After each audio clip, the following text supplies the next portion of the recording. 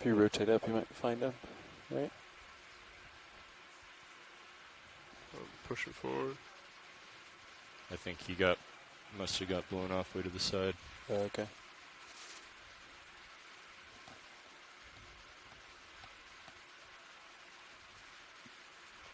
Okay, I still don't see myself in your view. Do you have all your lights off, Dan? I can turn him off here. See if he is in fisheye. There he is. Okay, I see myself. So you're like right below me now, but I can't see him. So why don't you hold there for a second? Okay, holding here.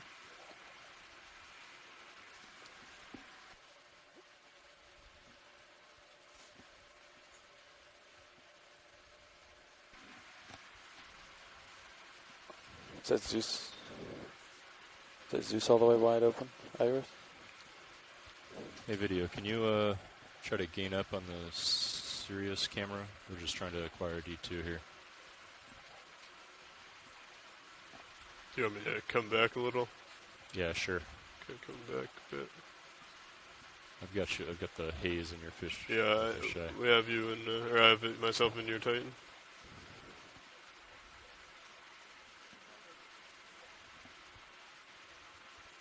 Okay. Yeah, I'm backing up, so I center myself in Titan.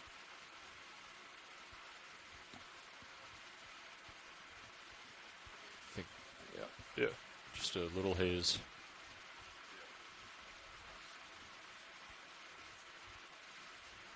Do you want me to keep coming back, or? Sure.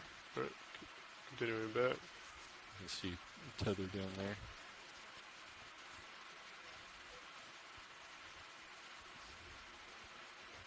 There we go. So I'm going to turn to port at 90. Copy that. I'll come to starboard at 90. Okay, coming to starboard. Visibility is not good here.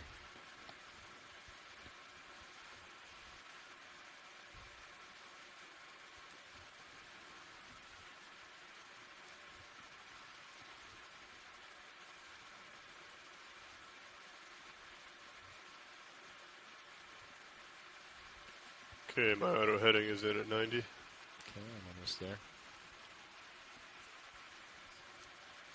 Alright, why don't you push ahead? Okay. Watch your sonar while you're doing that. Pushing forward. So we've got target 37.5 out. I'm just curious. I'm going to turn this on just for a second. Sure. Oh yeah, nothing. Can't even see it. Have to leave all lights off. Tilting up. Copy that. Pushing forward. Looks like we have sonar return 25 meters ahead. Do you want me to range your sonar in, Dan, to 50, or do you like it at 80? Yeah, you can bring it into 50. Okay. Okay, you can probably bring mine into 30 now that I have it well within 25. So I'm going to hold my camera at angle at 50. Copy. Why don't we approach the bottom? Yeah, I'll center myself up, and then I'll come down. Okay. That's a gain of 18. Not sure we've ever operated at that. Ready to come down? Yep. All right, dropping down slow. Let me catch up a little bit. Auto depth. It's crazy. Very turbid water here.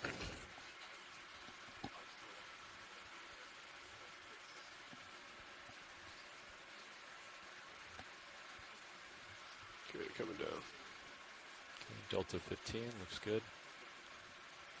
Looks like the tether's going down below me. You're at a 10 meter altitude. Got that. I see bottom. Welcome to the bottom and to our expedition 1905 leg 2 deep connections 2019. This is dive 7 within Oceanographer Canyon. Speaking is Megan Putz, your biology lead from the University of Hawaii. And I am Jeff Obeltz, your geology lead from the Naval Research Lab. And it looks like we hit bottom in a good place. This is the axis of the canyon, relatively close to the northern wall, which is where we're targeting to make our ascent. And immediately, as we see in view, I think this is the first dive in the expedition that we have not seen entirely fine-grained sediment when we've hit bottom. We've got a couple boulders and cobbles in sight, as well as some gravelly substrate on the axis of the canyon floor. We can continue with white balance. I would call them pebbles if I was annotating them. Plant yourself in the bottom. Copy that. Yeah, that works too. And also, unless my eyes are deceiving me, it looks like some alternating patterns of lighter and darker sediment, which looks to me like seabed ripples. So this is really interesting. We're getting a very immediate feedback idea that this area, Oceanographer Canyon, where we're at right now, in about 590 meters water depth, is a lot more active in terms of current based on the coarse substrate that we're seeing in the axis of the canyon channel. Coming down. And here to greet us are a pair of red crabs. And also what looks like a little shrimp, I believe. Yep, I see that shrimp. I'm going to leave It looks like a lot of this substrate has been moving recently. At least that's how it appears to me. These small rocks and pebbles and sediment are making its way down slope. Is that what you are seeing too? This is what I interpret as well. We've seen all the time during these dives, and we can see right now this kind of drape of really fine-grained fluffy sediment coming down, and this is what we refer to as hemipelagic sedimentation, which is kind of halfway between the really active fast continental margin sedimentation coming off rivers on land and the abyssal sedimentation regime, which is just really fine fluffy stuff accumulating at very, very slow rates. In this case, we don't see that, and if any given amount of time, it will pile up and kind of mantle everything. In this case, it doesn't look like that's getting the chance to do that. The seabed is, again, that coarse gravelly stuff, so what we know is that within geologically recent times, there's been some sort of current with enough competency to pick up some of that fine-grained sediment as it's deposited and sweep it away, probably down the axis of the canyon. So this canyon is moving and shaking, both biology and geology-wise.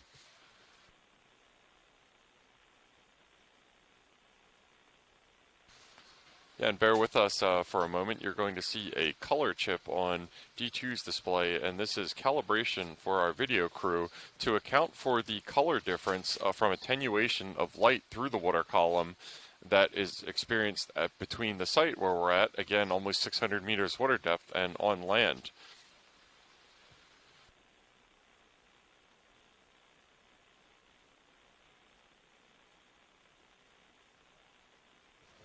I find this color calibration very useful because it helps us better understand what the true color of these organisms that we're seeing are, and gives you some of the best imagery I have ever seen of the bottom. Or, as my family who was watching along yesterday said, they felt like they were right down there eating that shrimp, eating that squid with the crab yesterday. It's really great if you have a really large screen like the ones we have in our command center. It really brings you into the action. That's right, and those command centers, there are a good number of them around the country. Those are exploration command centers, which are locations where scientists can repeat your last video, convene and directly communicate with the ship's crew, as well as watching all these feeds coming in from the Okeanos. So I have not brushed up on all the locations. I know there is one at the University of Rhode Island. There's one that was just recently established in the Bedford Institute of Oceanography in Canada, going along with our Deep Connections expedition of kind of expanding the international range of this program. One in Stennis. Where are some other ones, Megan?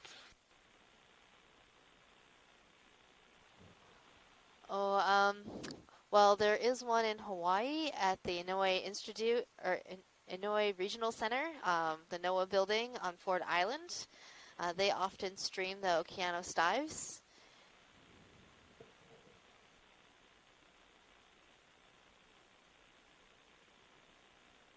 There are probably a number that we're forgetting off the list, and we're sorry if you're watching and we forgot your institute's name. There are quite a few, and it's hard to have them all memorized.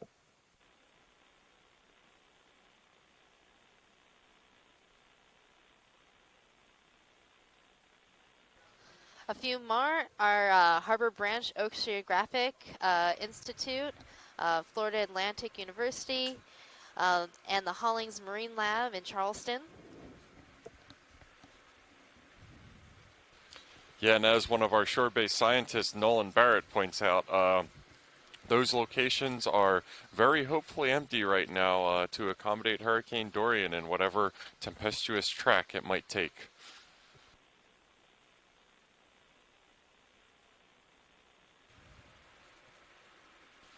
So as I mentioned a minute ago, this is the Deep Connections Expedition 2019. We always name our expeditions, and we always put a little bit of thought into what the name is going to be to try to make sure that it has some sort of meaning to it.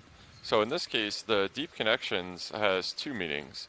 It refers to the fact that this is a transboundary expedition.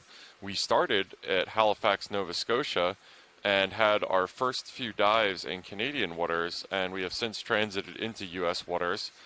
So, along with just being a transboundary expedition, we have also had an incredible amount of collaboration between U.S. and Canadian scientists, and some really great Canadian organizations. I should definitely shout out the Department of Fisheries and Oceanography of Canada, as well as the Canadian Geological Survey, have given us a huge amount of feedback and local regional expertise in terms of the faunal assemblages that we see at these sites, geological context, how are we looking? Site selection, and just the kind of expertise that those of us who are generally used to working in U.S. waters can't bring to bear. That's one part of it. Still white the balancing. other part that came in on this is the features that we're diving on, which are submarine canyons and seamounts. Submarine canyons bridge the continental shelf, the relatively shallow areas close to land, with the deep sea. And the exchange of water, nutrients, materials, and biology through these canyons, which are really conduits between the deep sea and the continental shelf, are a deep connection that all kinds of oceanographic disciplines are interested in, because they're important to each of them in different ways. And the connections don't stop there. There are connections all throughout the ocean. Connections between canyons and seamount areas, between animals and the way pilots, that if you got a minute, I'll give you the dive track briefly. And the way that plankton the idea is to head larvae east. Can move between canyons and between canyons and seamounts, creating these deep sea Looks like we might communities hit a little bit more of a steeper feature about halfway. We call that connectivity. But we've got a few hundred meters to get there. Copy. Video said he's ready for mini-zoos, so if you want to rotate our arm. Yeah, so we've barely been on the bottom for 5 minutes, and we just had our first cephalopod sighting. There was one of those short-fin squid that we've seen so much of jetting by, so no surprise there. They've been a pretty steady presence for us the last 3 or 4 dives. Never far, and always hanging around our bright lights. So that's the forearm roll, right? Yeah, so I believe it's elbow all the way up, and then forearm roll it. And in addition to seeing a lot of these cobbles and pebble and rock debris on the seabed, we also see a good amount of bivalves and gastropod shells, which could have been transported from the continental margin down to this area. It again appears that this canyon, Oceanographer Canyon, is pretty vigorous and active during the sea level high stand, when sea level is at its highest in terms of glacial interglacial cycles, which isn't the case for a lot of these submarine canyons. Most of them, I should say all of them that we've dove on so far this expedition, when we land in the axis of a channel, we generally see either sparse boulders or pebbles that have fallen down the canyon walls, or just an entirely uniform fine-grained blanket over the entire canyon axis channel. So this was an interesting surprise and cool to see. Yeah, me either. So the communities we were seeing in those other canyons in that soft sediment area consisted mainly of anemones and soft corals like sea pens and sea pens that can live within the sediment, along with a number of different kinds of polychaete worms that also live in the sediment. But it's when you get to these areas of hard substrate, pebbles, rocks, boulders, and consolidated substrates that we start to see are really, beautiful colonies and communities of corals and sponges.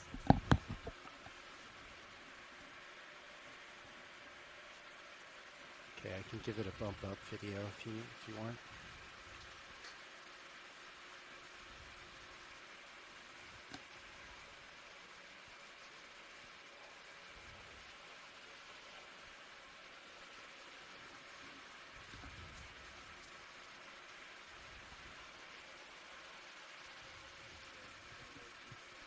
Yep, and we're just finishing up our color calibration right now. You can so see your that lower with swing the arm, color chip on the lower side starboard of is Deep pointed Discoverer's left that's manipulator arm. your reflection, We should I believe. tuck that Although it away might in a be minute or two and upper begin arms our too. transit up the northern canyon in wall that of case, Oceanographer I would Canyon. want to go The approximate depth range of our planned waypoints for the dive today Will are between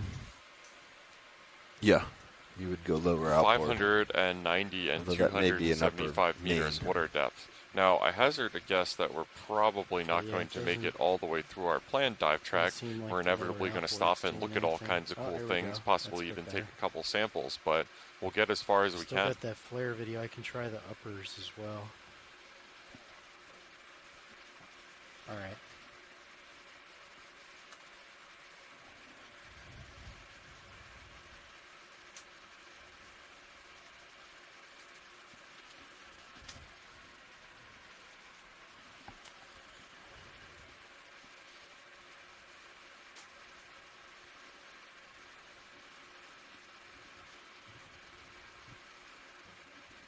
So as the bottom comes back into view, I'm seeing a really interesting human piece of debris. Let's go in the right here Beerus video. canicus. It's Megan, you can you just tell me a quick little zoom bit on about that main genus and Zeus. species?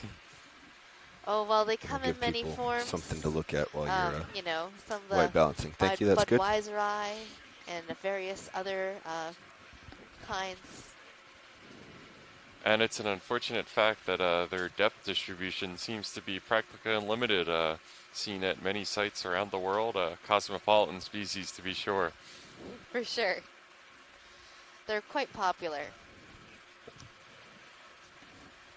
But on a more less joking note, we do often see human debris within our dives, and almost every dive within the deep sea has seen some type of human impact. So that's a really interesting observation, and it's important to know how much we're impacting the deep ocean. Sometimes you think it's really far away, it's really dark down there, no one will know, but it kind of makes me sad when I see these things in the ocean. Absolutely, Megan. It's not a secret that most of the seabed hasn't been mapped or explored in the kind of way that we're doing right now. The commonly quoted figure is that 80 to 90% of the seabed hasn't been mapped in high-resolution multi-beam sonar of the type that the Okeanos Explorer has, and it's a little sad to going to location that human eyes have never been laid upon or haven't been mapped, and to find that we've already kind of spoiled it for ourselves with this trash all over the place.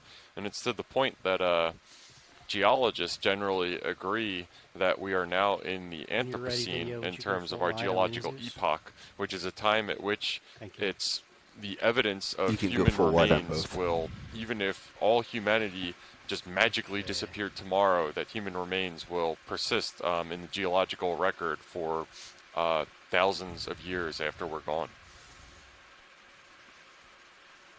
So here in center screen is our ubiquitous squid, the short fin squid, Ilex ilabrosus. It is showing us how it likes to rest on the bottom during the day and is often more active at night, color plate feeding on faces krill inboard, and other organisms. but it's all the way to the extent. And if we know anything else about these squid's behaviors that we've seen on this dive, they're waiting for us to frame up a nice, interesting shot of something that is not it, and then drifting gently into the view of our camera. Yes, they are the photobombers of the deep. So as far as marine weather right now, I don't think we have a full-fledged squid storm going on right now, but generally speaking, where one short-fin squid is sighted, there aren't too many far behind it, so... Yes, they're probably circling above us near Sirius, and if you do watch your Sirius view, you might be able to spot a few swimming around.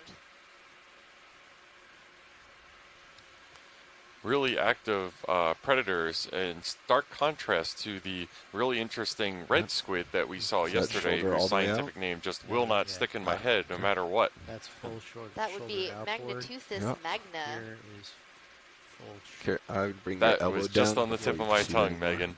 And that squid just had a really fascinating behavior where it was hanging neutrally buoyant in the water column with its really long arms hanging down, seeming to passively wait for food to come to it instead of actively hunting like our short-fin squid here seemed to do. So in a way, that Magneteuthis magna was kind of the inverted form of some of the monkfish that we've seen in our previous expeditions, which are just absolutely happy to hang out on the seabed and wait for food to come to it.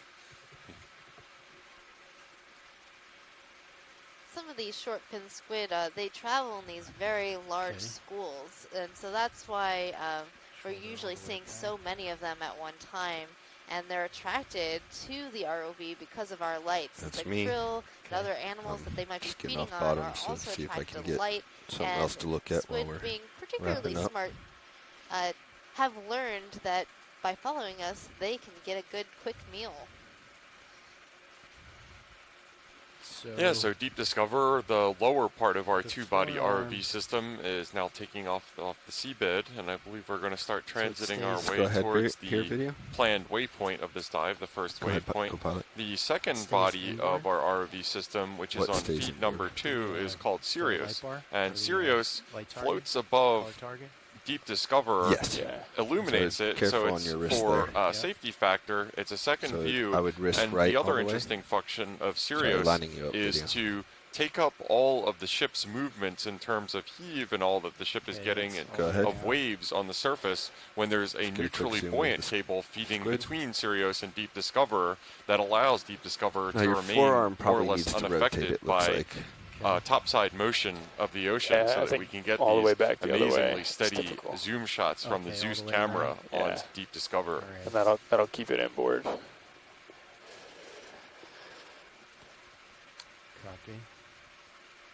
Yeah, and we're just taking a closer look at our short fin squid here, and you'll notice that if it looks like the colors are changing on the squid, your eyes actually aren't deceiving you. I think the way Those you're are headed the chromophores or like photophores? Chromatophores. Sorry.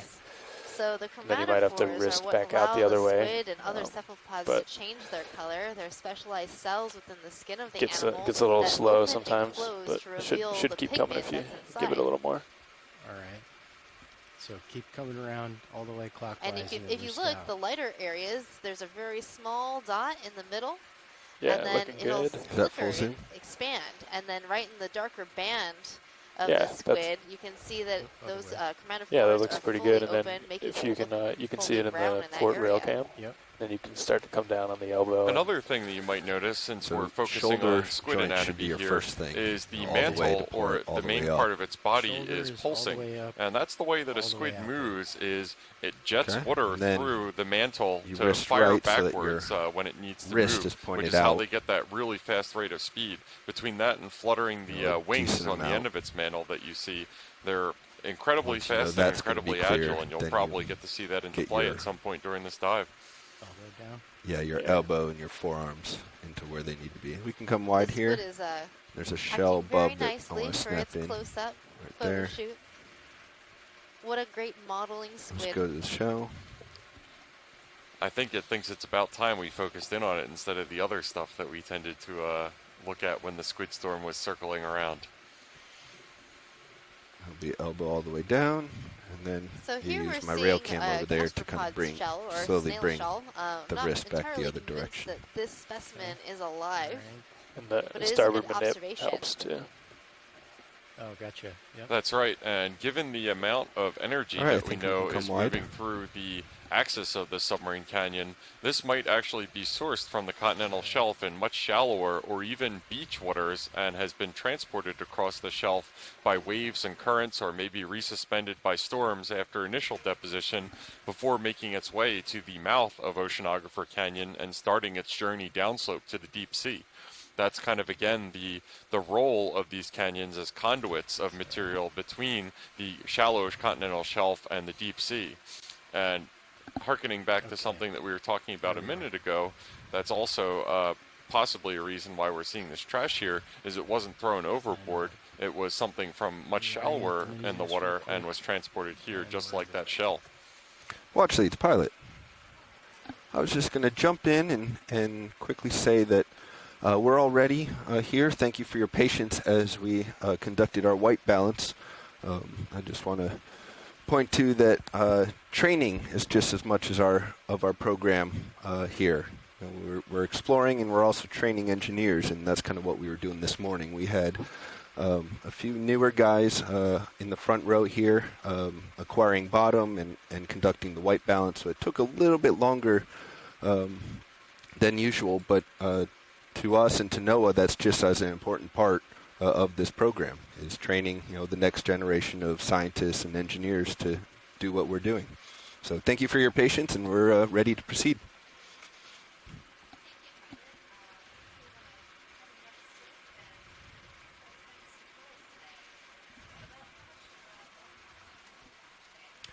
My nav will let you know shortly. Yeah, stand by. Let me get that for you, Watchlead.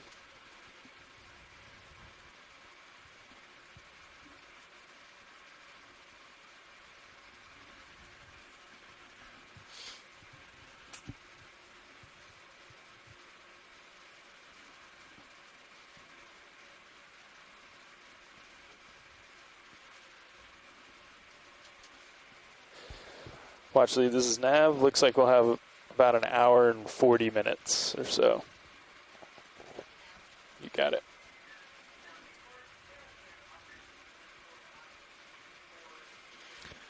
All right, let's head out. Uphill. Yeah, so in case that didn't come through, we've got a bit of a truncated dive today. We had a late start. Snap on Hermit.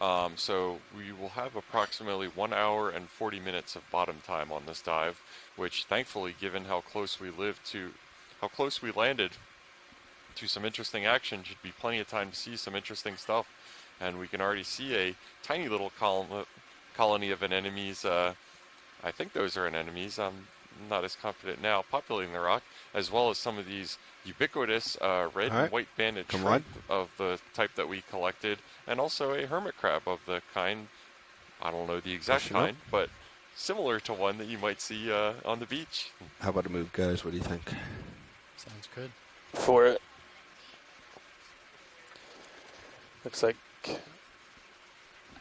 So we'll be heading 100. Crab, but I'm sure Mary Wixton from Texas A&M, okay, who's an expert in crustaceans, start with might 30. have an ID.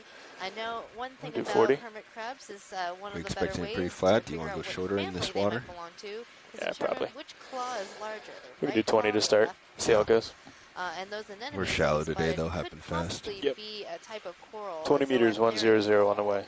So I'm at next time we 8.5 see right now, those, it might be good to I'm take gonna a little bit rotate more of over a as look you so we get can just determine more what to kind of starboard. animal that is. And yes, those shrimps that we were seeing were the Plesionica shrimps that we did make a collection of that were just covering all of their dives yesterday and the day before. And those are the ones, the common name is possum shrimp, is that correct? Over to 100 No, pilot. the possum shrimp are the mysid shrimps, so those are the ones that have the brood pouch underneath them. They tend to be very small with extremely large eyes. The Plesionica shrimps, I'm not sure if they have an actual common name, That's but they are a type of caridid shrimp, which means that their first pleon overlaps the third pleon, and those pleons that I'm talking about are the different scales as part of the tail of the shrimp.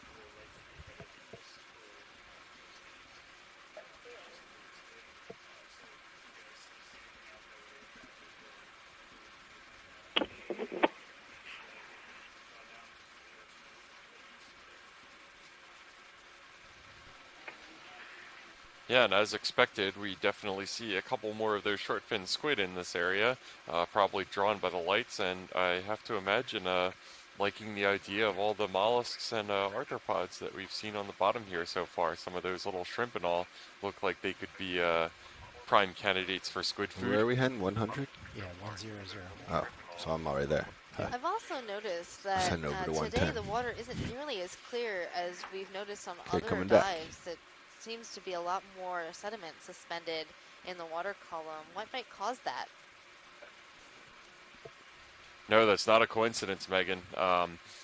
It's that same reason that we're seeing the gravel bed of the channel axis of the submarine canyon is probably the same reason why we see a lot more turbidity or suspended sediment in the water column. The currents down here are probably too active for that fine-grained hemipelagic sedimentation to remain on the seabed or have the ability to peacefully and quietly settle down. So probably what we're viewing here is movement of sediment with some sort of current, either up or down the canyon wall. Monkfish? Looking at the nav screen to get an idea of the orientation of the ROV to try to figure it out, but these currents are probably a representation of the tidal cycle, and that should reverse either a couple times or 4 times a day, depending on whether it's diurnal or semi-diurnal tides here, which I cannot remember off the top of my head. Slightly different color-wise, color morph than... Oh, and we have our first monkfish, which I was just mentioning a couple minutes ago. Go ahead, video. The monkfish is a flatfish that is flattened top to bottom, unlike some of the flounders or halibut that we've seen on these dives. This is actually kind of a smaller specimen, I believe. Pilot, can we get lasers, please? Thank you.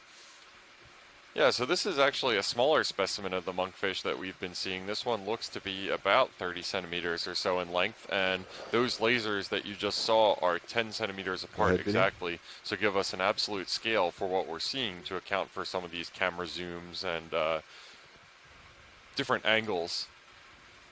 The monkfish is an ambush predator.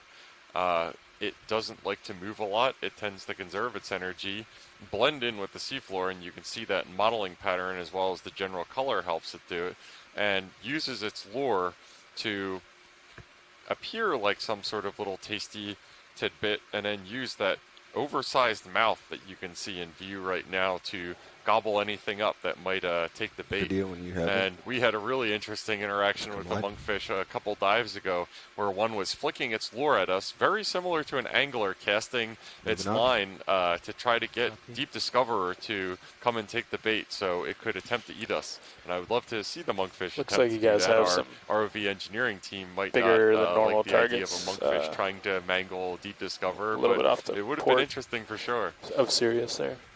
Watch leads, pilot. Go ahead, pilot. I had a question about the monkfish and what sort of determines the color morphs. To me, that one seemed to have a different pattern than some of the previous ones we've seen. Is that a different species of monkfish, or what creates that pattern?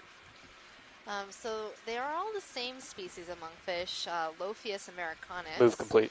And the color morph, it could just be sort of a natural variation within the population, but oftentimes fish color can change a little bit with how they're feeling or with their environment. I'm not sure which of those two scenarios is correct for the monkfish, but that's my educated guess. Great, thanks for the answer.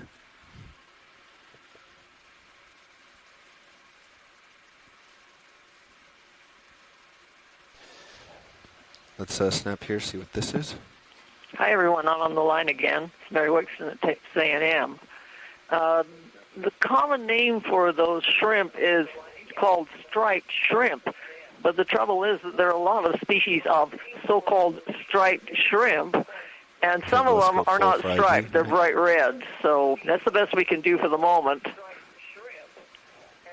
Yeah, thanks for joining us, Mary, and thanks for the intel.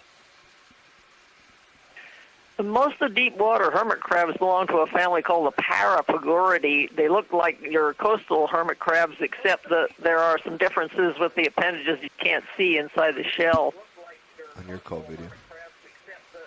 Great, thanks. Yeah, and it looks like, unless I'm wrong, we have our first coral sighting of this dive on this fairly large boulder at the axis of the canyon. Megan, what type of coral is that? So that's a type of. So Andy, usually when all the lights on Sirius are on, the Titan, you can't really see the tether that's coming back into Sirius, but with no lights on, you can. That camera does pretty well looking at the length of the tether there. So that's a good way to check on the tether when we actually don't have good visual. Quite a bit. And that kind of adjusts for itself rolled downhill as you go. with the boulder that it was starting to grow on. Hopefully. And that's why we saw that the end of the coral, it's better than nothing. There were the no shrimp's looking a little polyps, different. just bare I can snap here. So it's likely that that particular coral might not live much longer in that location unless the boulder moves See a lot more again. ash than normal. Yeah, for sure. Yeah, and I think that's a good educated inference, Megan. And I can probably also add on that boulder probably didn't come down the axis of the canyon like some of the sediment and maybe some of the smaller pebbles and gravels. During the sea level high stand, even though this canyon is relatively energetic and does appear to have sediment transported down the axis of the channel, so we would call this a relatively active submarine channel, the current is probably not strong enough to transport boulders of that size, I would guess, during the current conditions, except in maybe the strongest storms with very infrequent recurrence intervals. So that would probably have been a boulder that detached from the canyon wall and fell down instead of coming down the central axis of the canyon. And it looks like we have some interesting crab activity here going on. Is this a fighting that we're seeing right here, Megan? Oh, I don't know, but it definitely doesn't look particularly friendly. It could be that these are both male crabs, and it did seem to be like some type of mating season. We have seen a number of occurrences of these red crabs in a mating activity. So maybe one of these crabs is a female, and you guys want another move? Crabs I think so. trying to figure out another who 20? gets the honor. Yeah. Okay. Yeah, and we'll Another leave them to 2-0 that at activity as we 1-0 transverse further upslope right now. And this is just, again, it's really notable looking at this. This is similar slopes to, I'm thinking back to a couple of our dives in the Northeast Channel area or the higher up area of the unnamed minor canyon north of Kinlan Canyon. We're seeing similar slopes, but you'll notice that the substrate is pretty much the same as what we were seeing on the floor of the submarine channel. So this was probably what the Northeast Channel Canyon walls would have looked like if we were seeing fairly more frequently flushing events that were kind of stripping some of that really fine fluffy sediment off the canyon walls. And this is probably also a little bit more of an insight into why the canyon walls can't maintain those steep sheer angles that we were seeing a little bit yesterday, because it's mostly unconsolidated material that we're seeing right here, which is kind of gravel and pebbles. So this could be debris that just gradually piles up at the base of the canyon as mass failures happens and further up the walls, and then again it would get mantled by that really fine-grained sediment over time if there wasn't some current movement, fairly vigorous current movement, and that could also be down the axis of the canyon, or it could be currents or density currents cascading down the canyon walls that are just really kind of keeping this clean. Rotating up. Starting to get out. Do you think that the movement of the sediment and other small clasts have been relatively consistent within this history? Do you think what we're seeing today is what a normal day in this canyon, in this area, might look like? It's hard to be sure of that, Megan, and it's a good question. It's one of the reasons why a lot of study of the submarine canyon relies on time series observations or putting instruments out that can monitor over a period of time instead of the kind of snapshot observations that we're getting right now by doing these ROV dives. What's going on, fish, please? This will get you kind of a census of species distribution as well as current type, but not constant. And what are we looking at here? This little guy floating through the water column right here. Well, it's a fish. So I do believe we learned the other day that the I think it's time to let it go. That I like. Eel pout. Eel pouts, yes. I was like, why is my brain blanking on this?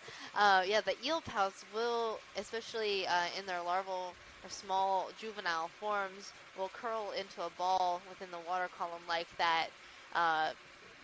So I'm thinking that that might be a juvenile eel pout. I'm going to run off to port real quick, or just I tell you what else, our physical oceanographic colleagues probably would have used that eel pout larvae as a passive tracer for the speed of the current at the bottom of this canyon. It didn't look like it was fighting against the current. It was a large enough object to kind of track and get an idea of the motion of the water that's moving through it. And just based on eyeballing that with currents that I've seen before, I would probably put this bottom current somewhere in the region of 30 centimeters per second or something like that, which isn't super quick. For reference, something like the Gulf Stream, which is a very vigorous current, is over a meter per second, but it is within the range of movement and velocity to entrain or pick up some of this really fine-grained fluffy sediment and keep it moving down the axis of the canyon. That's a really good point. Another way we can determine current is to dip our manipulator arm perhaps into the sediment and watch as the sediment dust rolls away, and we can understand how fast and what direction the current is coming in. What do you think this is at the base here? If we can't find, you know, a nice helpful fish to show us the way. Sea star? Yeah, I think it's a sea star. It's a strangely shaped one. Yeah, we're going to set up nice and close for this one. Oh, and it looks like we have our first econiderm of the cruise. And that ship move is close to being done, I believe, so you guys are okay. It's a really interesting color variation on this sea star, and I'm almost wondering there for if you, we've seen something like it before, or if this is a completely new observation for our and look at that. I almost expedition. sat down on a monkfish. Blended right in. I didn't see that monkfish either. All right, let's go for star. So the monkfish was also showing us how its blending in capabilities can be really fascinating. Didn't even see it until we got close. So this sea star is extraordinarily beautiful. If we're lucky, Chris Ma will call in and let us know a little bit more about it. I've never seen one like this. It's a new star for me. And I'm also seeing, it looks like a chitin, superficially similar to one that we collected off a sponge in the lower right corner of the screen. Come on, camera. That's a really extravagant color this sea star is. So these little lighter colored tentacle-like things that you're seeing all over the surface of the sea star are papillae. And when a sea star has its papillae sticking out, it means it's pretty happy. Is that Chris Mulleye here on the line? Hey, what's up? I see you have an interesting animal on your screen.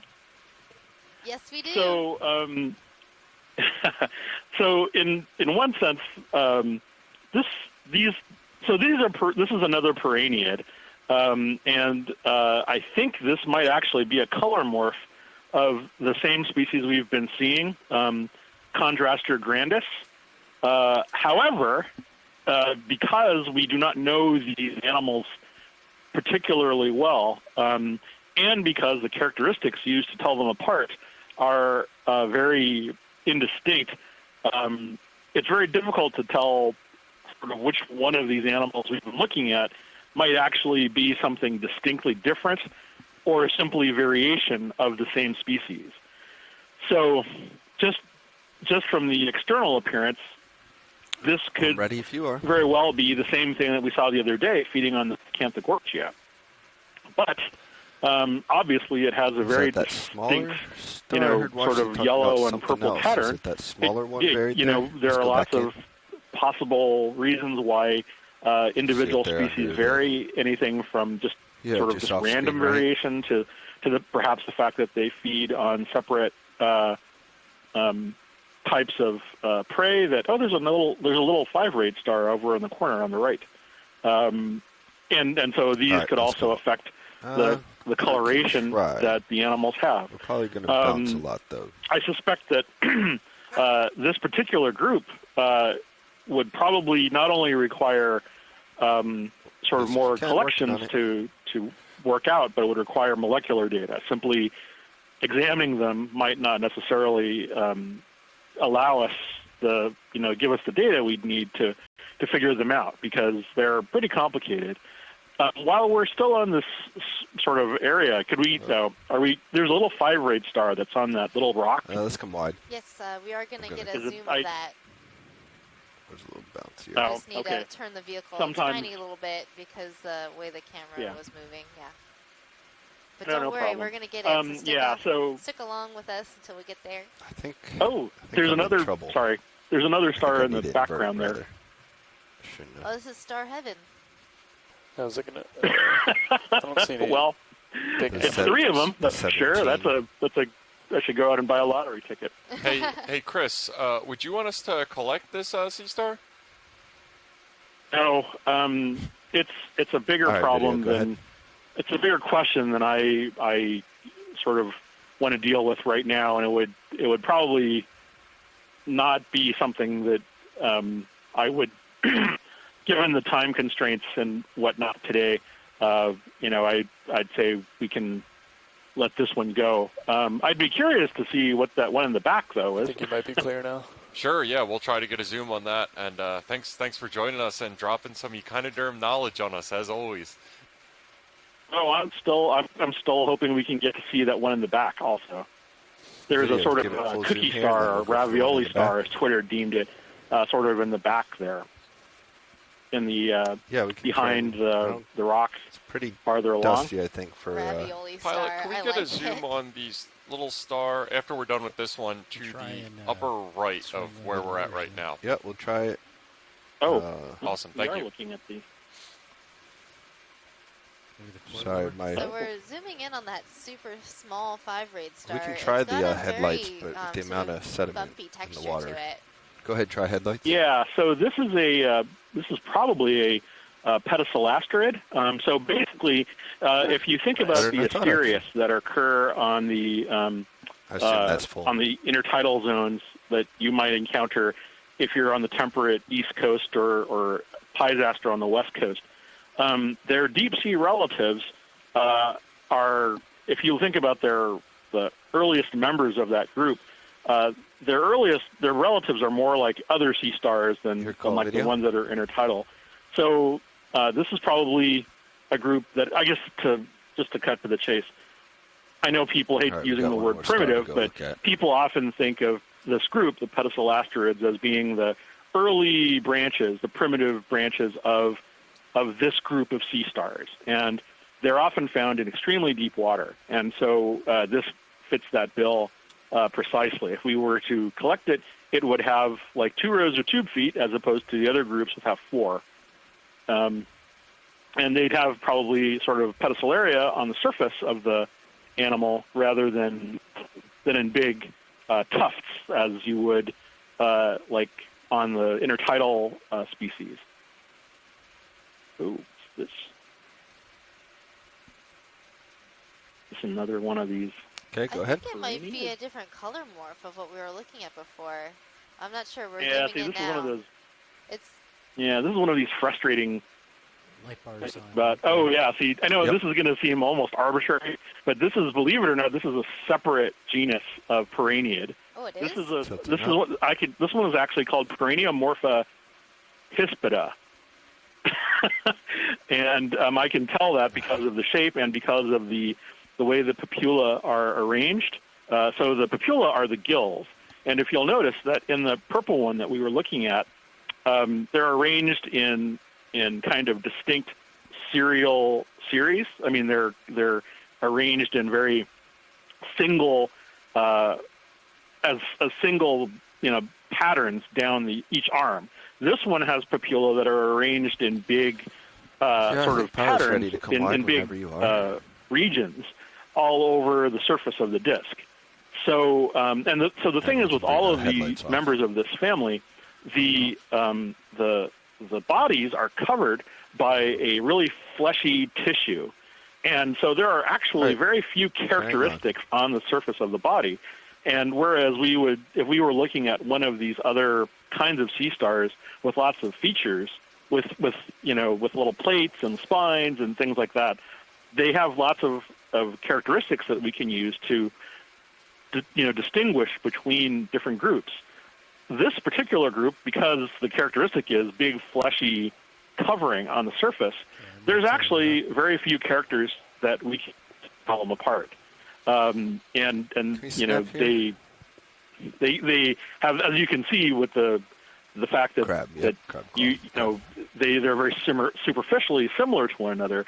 They can be very difficult unless you have a lot of experience with this group, which fortunately I just revised a couple of years ago. So, even I could have possibly made a bit of an error with some of these because they look very, very close to one another. But yeah, I'm always happy to see them. I don't know why there are so many perenniads in this area as opposed to, most other places when you encounter perenniads, there's one, because that's how weird they are. Same thing. But for some reason in the North Atlantic region, over on this coast and in Europe, there's like 5 or 6 of them. And I was going back through the video of the prior expedition, and we saw one for the first time feeding on a sponge. And unfortunately, I wasn't on the line at the time, but it was the first time that one had ever been seen alive. So, so even here in America's backyard, we're still seeing, species for the first time alive. And and to me, that we've been collecting these for literally, like the 19th century, and and we're still, and for the first time, we're seeing what they're feeding on, what we're seeing, how they live. We're seeing what color they are, So these are all, I know I am biased because I am a starfish expert, but it really is exciting to see all of these discoveries, and they really are discoveries. Seeing these for the first time, because I've seen people speculate. I've seen armchair discussions for hours about people like talking about these things at echinoderm conventions and whatnot. And they've never seen one alive.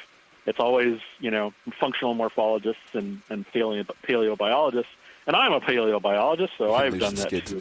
But to see them alive really just sort of gives us a nice fresh jab in the shoulder as far as this sort of thing goes. Anyway, so good. 3 different kinds of sea stars in just as many minutes. I greatly appreciate that, and I let you get back to your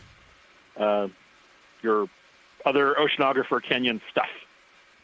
Well, thanks for calling in, Chris. Every time you get excited about sea stars, I get really excited about them too.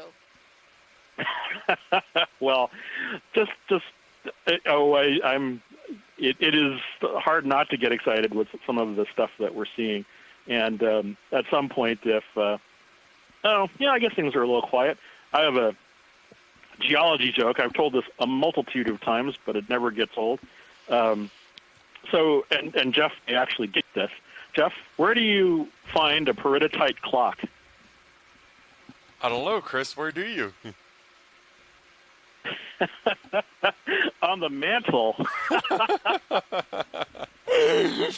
Yeah, that's a pretty good one. I haven't heard that one before, but I definitely appreciate it. Oh, I'm sure Twitter is listening to this as we speak, but that's a classic given to me from my friends in grad school. Believe it or not, my PhD is actually in geology, so I I was in a paleo program for my PhD. All right, so where did you out go this wrong? fish. Where did you leave the geology ranks, Chris? Anyway, I'll let you guys go. You have a fish. Thanks, maybe Chris. if we're lucky, we'll talk again today. Thanks Bye-bye. for calling in. Bye-bye. So, yeah, we have a fish on screen right now, moving a little bit against that vigorous current. I have to imagine that substrate feeding fish might appreciate this bottom current exposing tasty things to eat. So this fish we're seeing is a type of fish Pushing known back as a into rat-tailed fish video. or grenadier. I'm drifting away. This one has a particularly long dorsal fin and a very pointy nose. So my first guess on a genus would probably be Nazumia, but it could also be in the genus Coryphaenoides. All right, we'll leave it. So we often see these fish associating close to the bottom with their tails Coming in the back air, center. probably looking for Co-pilot. some tasty Copy. snacks. And sometimes they become tasty snacks. The other day we saw a Kind of stretched out. I'm looking forward like- to 2-1. the Atlantic halibut spot one of these fish in the distance and swim over and right up. Yeah, that was really stunning to see in the unnamed minor canyon north of Kinlan Canyon. That once I get back to shore, I am going to advocate for being named Halibut Canyon. I am going to actually get it, try to get it named that, because we saw at least 3 of those Atlantic halibut in there. They're endangered species and really majestic. The first one that we saw, which was just well in excess of 1 meter in length, it was a absolutely enormous fish, and they're just so weird looking, so cool looking. We got to see them swim around that just they really kind of locked it into my brain that that's what I'm calling it in my head, so I might as well try to get it on the books. Yeah, I don't think I've ever seen a halibut in real life swimming around, so it was a really unique experience for me. And just as Chris was saying, it's exciting for people who study these animals to see them in real life. I found it really exciting to see one of those fish that you keep hearing its name, but you've never actually seen it swim. It was great to see it. Yeah, and just a couple of quick geology notes while Chris was giving us some great information on the sea stars that we were seeing. Also in the same frame as those starfish, you might have noticed different colored patches of the seafloor next to each other. Those will look like seabed ripples, which are evidence of sediment movement. You end up with one steep slope of the face on the backside of the direction of the current and a shallow, gentle face on the front side, if I'm recalling correctly, for unidirectional current. And that's kind of just a metric for recent sediment movement. Otherwise, in lieu of energetic current activity down here, everything just kind of gets draped by that hemipelagic sediment. I think let's come on. It does look pretty draped with sediment, and earlier I kept asking you questions about how this terrain might look on a day-to-day basis, because we are seeing a lot of suspended sediment, a lot of turbidity today in the water, and corals don't particularly care to be covered with sediment, which might be a reason we're not seeing a lot of incrustation on these rocks. Every time we've seen a very large boulder or a flat area, you guys ready? that looks particularly hard. Good substrate for corals, anemones, sponges to inhabit. It's just been covered with change it to shrimp. 090. I'm thinking the reason we're not seeing the level of incrustation that we have seen in other areas is that this sedimentation might be pretty persistent, which would limit the growth of these animals. 20 meters, 090 on the way. If you're a filter feeding organism, you do want good food particles getting to you, but you also don't want to be covered in sand.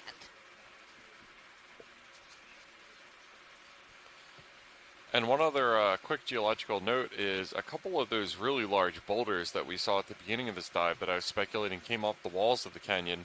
The other possible source of them, as we talked a lot in some of our higher latitude dives, and as confirmed by Jason Chater at the USGS, is that ice-rafted glacial debris are well known in Oceanographer Canyon at this general depth range and even shallower on the east wall. So those could have been dropped there by icebergs calving off the Laurentide ice sheet, which was prevalent prevalent in this area between approximately 95,000 and 20,000 years before present.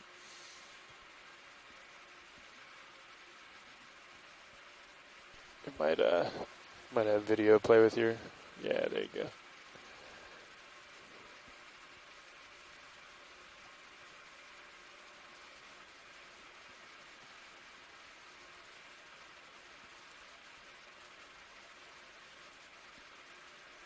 Yeah, and I was actually going to ask you, Megan, about the general turbidity of this area and how that would play with the corals that tend to be filter feeders. It almost seems like it might be too much of a good thing in that they like currents to bring their food to them, but I think probably when it starts entraining sediment from the seabed and bringing it up, it's kind of like anybody who's tried to eat something at the beach and gotten a mouthful of sand with their fries or something like that. Not too delicious. Yeah, definitely not too delicious. You don't want too much suspended sediment in the water column. So when we're creating these predictive models, a lot of different factors go into the model, and one of them being, the presence of hard substrate, which is one of the #1 factors to determining whether corals and sponges can live in an area, because there are certain species and groups of corals and sponges that are specially modified to live in soft sediment sandy areas, but the vast majority of those big dense community forming, reef forming corals and sponges grow on hard substrate areas, and they also need consistent strong current that'll bring food particles to them. So the more food coming to the animals themselves, the more likely you'll have a very dense and diverse community. However, if there is too much sediment, the animals can be smothered and not able to grow, and so that might limit what you might see in an area. So we need to take these different factors into our model in order to better understand what the species distribution of different animals are and their habitat suitability is within an area.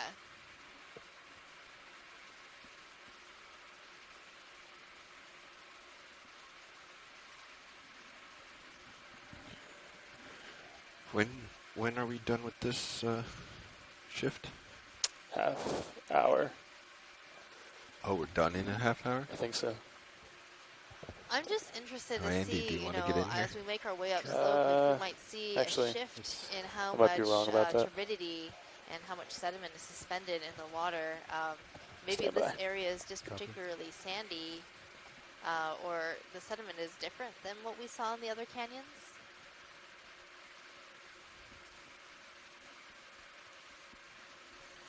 Yeah, generally speaking, as you might imagine, the amount of sediment in the water column generally decreases as you get farther away from the bottom. Sure. That might also apply to when we're ascending up the canyon walls, unless these currents that we're getting right now are actually stripping sediment off the canyon walls and carrying it sideways, instead of this just being a case at the start of the dive where what we were in this kind of turbid waters is coming off the axis of the canyon channel itself. But in general, I would have to assume that as we get higher up the canyon walls, the turbidity should die down a little bit, I would hazard to guess. I hope so, otherwise we might not see coral and sponge communities today. But we also have a pretty shortened dive, so we're going to make as many tracks as we can to see what we can see today. And even if we don't see any corals and sponges or great sheer cliff walls, we have seen a lot of really great animals. So we got those red crabs, the shrimps, the monkfish, and all those great sea stars that we just saw and learned a bit about. You should be familiar with those autos. So, are we underway right now, Nat? We are, but we are approaching the end of that move. The amount of turbidity we're seeing might be related to how shallow we are or how close to the head of the canyon we are? Belay my last, we are no longer underway. Yeah, so that's definitely a possibility. This isn't the shallowest dive we've had on this expedition so far. That would belong to the Vizela Sponge Grounds site that we were at. That Vizela sponge ground site was upslope, so closer to land than the head of the submarine canyon that was closest to it. That might be the difference, is that for this dive, we're definitely within the actual channel of the submarine canyon itself, so these tidal currents and various other currents are already probably being focused by the shape of the canyon. If you can think of sticking your finger over a hose, how the water coming out gets faster, it's kind of the same thing when you have water moving across the continental shelf and all of a sudden it gets narrowed down by the shape of the submarine canyon. The same effect happens. A little bit. And there's a chance you might it's have... It's called Bernoulli's principle, if you want to look it up. No, I think you're good, actually. That's really interesting. I hadn't thought about that, but that makes perfect sense, and that's why we're seeing these accelerated currents, which could be very good for communities like corals and sponges, but could also be bad in terms of kicking up lots of sediment that might smother corals and sponges. Yeah, it's kind of slow to divert, feels like. Divert? Yeah. Reverts look okay. Maybe it's the current pushing me down a tiny bit. Yeah.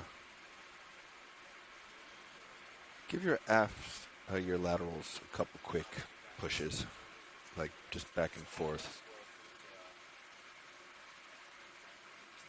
Yeah, a few more. Okay. All right, that's good. I think that probably cleared anything. Pilot, could we get a zoom on one of those sponges? Which sponge are you referring to? Watch lead. How about the one that is to the right, towards the center of the screen? Copy. One I'm starting to center up on now, the white. So we're going to pause our ascent for a moment here to take a look at one of these sponges along the canyon walls. We've had a request from one of our shore-based scientists to get a zoom for one of these, who suspects that they seem to be demo sponges, but not actually sure what type they could be. So we're going to take a moment to zoom in. It does seem that they're fairly patchily distributed across the canyon walls, so evidently they're not as perturbed by the vigorous currents and high turbidity as corals are. The placement of these sponges, if they are sponges, I was actually like thinking they might be something else. Okay, you can go in when you're ready. Video. But as we zoom in, we'll find out what exactly it is. It doesn't quite look like it's alive. The color isn't quite right. So as we're getting closer, it looks like it might be some type of shell or base of something. It's definitely not alive. It does look slightly calcareous, perhaps, completely covered in sediment. But we are seeing some polyplacophorine on a small pebble. Yeah, so I'm thinking that the other things that we've seen that look like this sort of off-white, yellowish color are not actually living animals, but so do you have any some other thoughts debris. On yeah, it's really interesting that we're seeing the bases and evidence of these sessile organisms, such as the coral that was in the axis of the canyon, and now the base of this, but we haven't actually seen any specimens that are alive so far. So that would, I would think, imply that there's been some sort of change relatively recently. As you've mentioned on past dives, we don't have a great constraint on how quickly or slowly that these organisms grow, but if they were able to grow here and establish some sort of size, then at some point it kind of implies that something has changed recently. And I say recently, that could encompass a wide range of time. It doesn't have to be recently in human time scale. Copy. I'm looking straight down. I think it's time for you to push out. All right, pushing out. 100. Watch, Lees, we have to catch up with the ship real quick. I hope that you got the sponge shot that you wanted. Yes, it wasn't a sponge, it was just some other debris. Oh, copy that. Thank you, Bridge. Yeah, we want to move as quickly as we can up slope. Copy. Copy that.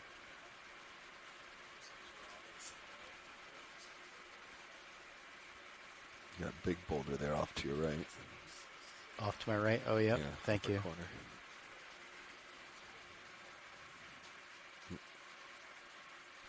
Yeah, so as we transit upslope, as pointed out again by Jason Chater of the USGS, a lot of this material that that we're seeing might be original sediment from the canyon walls, debrided or moved downslope. Some of it might also be ice rafted debris that was carried out to this general area by icebergs calving off of glaciers on land tens of thousands of years ago and ending up here. That rock might have some interesting stuff for you. The one to the left? And we definitely see some larger class coming into view right here, definitely well within the boulder size of sediment. Yeah, my camera's 60, so you're okay at the moment. Okay. Which, as I brushed up on my Wentworth scale of sediment classification the other day, is any rock of 25 centimeter diameter or greater. And I don't even need our ROV's scale lasers to know that these ones are larger than that. We'll take a view or just if you as we go by go the past. Megan take a scale, view as you if go it by, takes you you got 2 time. hands to pick it up or you can't pick it up, it's a boulder. Is that just mucus flowing in the wind? Yeah, okay. It's something. It's so it looks like on this large boulder we're seeing a fair amount of incrustation. None of the immediate eye candy corals that tend to jump out at us, but what is it that we might exactly be seeing here, Megan? So all those little red spots that you're seeing on this boulder are the Plesionica shrimps, those striped shrimps, of which we just learned are always called striped shrimps, but they're not always striped. Go figure. The wiggly thing, I think, is a tangle of line. I'm not convinced it's got any biology going on in it, but is of strange color. But not a color of an organism that I am familiar with. Okay, I'm gonna get a little more altitude. Color animals are.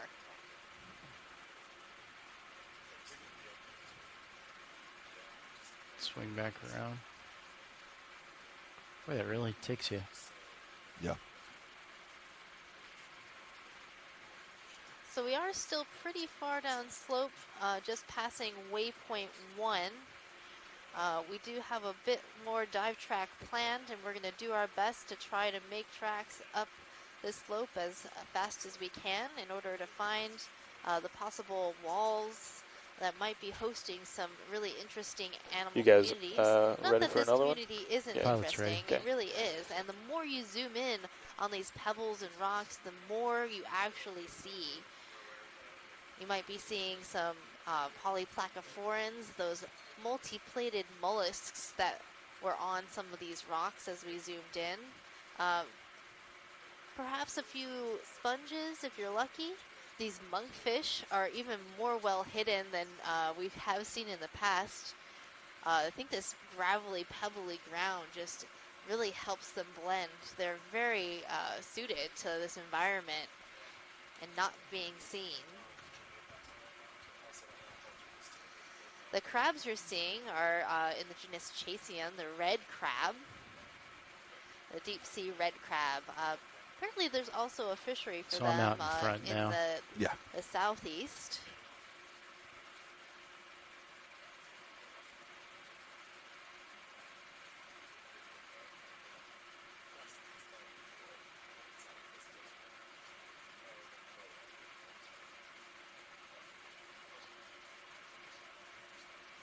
Yeah, I'm so used to seeing these monkfish sitting absolutely still with no movement whatsoever, but given the fairly strong current moving through this area, we can see some fluttering of the monkfish tail, bit of time which makes video, it a little easier to spot them than when they are just absolutely motionless on the seabed.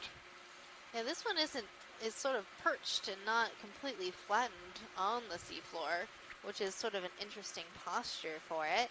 Normally we see them very, very flattened, but in this sort of more rugged area, maybe it's helpful for this animal to hold this posture, or it could be that it has sensed that we're here, is a little nervous and getting ready to swim at a moment's notice.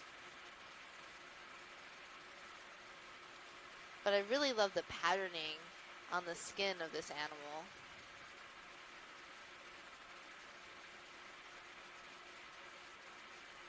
I also think we might have spotted a sponge off to the left when we were zoomed out. Okay, let's go it wide had sort then, of a video. translucent When you're ready. look to it.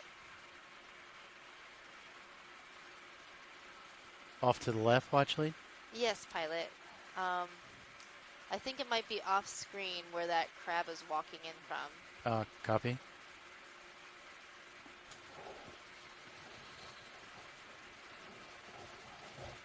So it's a lower left-hand corner, that sort of Right. purpley, Lower right. yeah, translucent area. Oh, right, yeah, it was the right-hand side. So I'm starting to center up on it now, that purple? Yes, pilot. Okay. Yeah, we're centering up a shot on this iridescent incrustation that seems to stand out a little bit here to assess whether it's a sponge or not. So it caught my eye because it's a different color than the rest of what we're seeing, and sponges, when they're alive, tend to be go on in video. a bright white, almost iridescent-looking color, just because they need to keep their tissue clear.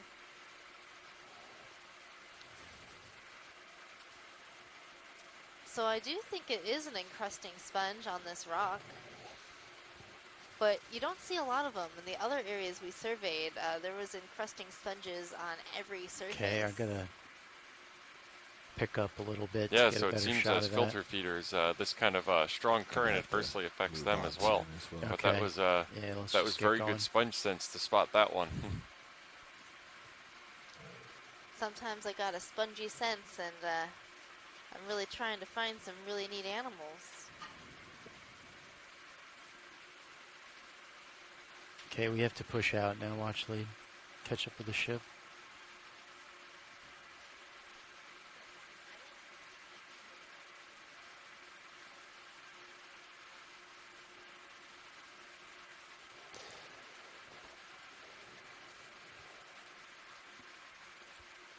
Bobby, it seems like that flat is either running hot or that sensor is. Yeah, I had him do some lateral movements. Yeah, and it's really interesting seeing just it's a combination the of huge range of grain size pushing of against this the sediment current that while is doing some encrusting this canyon Yeah. wall. It's hard to Control. get a sense of whether it's the wall proper or if this is I could sediment believe that has yeah. piled up and is I've now been buttressed watching. against the walls of the canyon that are somewhere underneath it. But Yeah, it's whatever offset from the. moved Yeah, this sediment which I to this think area is was just part of relatively its high energy heading processes, control. and this could be just a rain of ice rafted debris, or it could just be really poorly sorted clumps of debris flows down the wall of the canyon. Oh, got a net. Yep, net. You okay? So we're seeing a don't see large anything. net I'm going or to go off to... Should I trap go up? ahead of You us. should stay so on it we're gonna first. back up Okay. And stay see away what's from coming that. off That of it could be before a we just very wander dangerous into the darkness. entanglement. Okay. So I would push in object for the slow, ROV. kind of look around, see if there's anything We don't want coming to get off of it. entangled. Okay.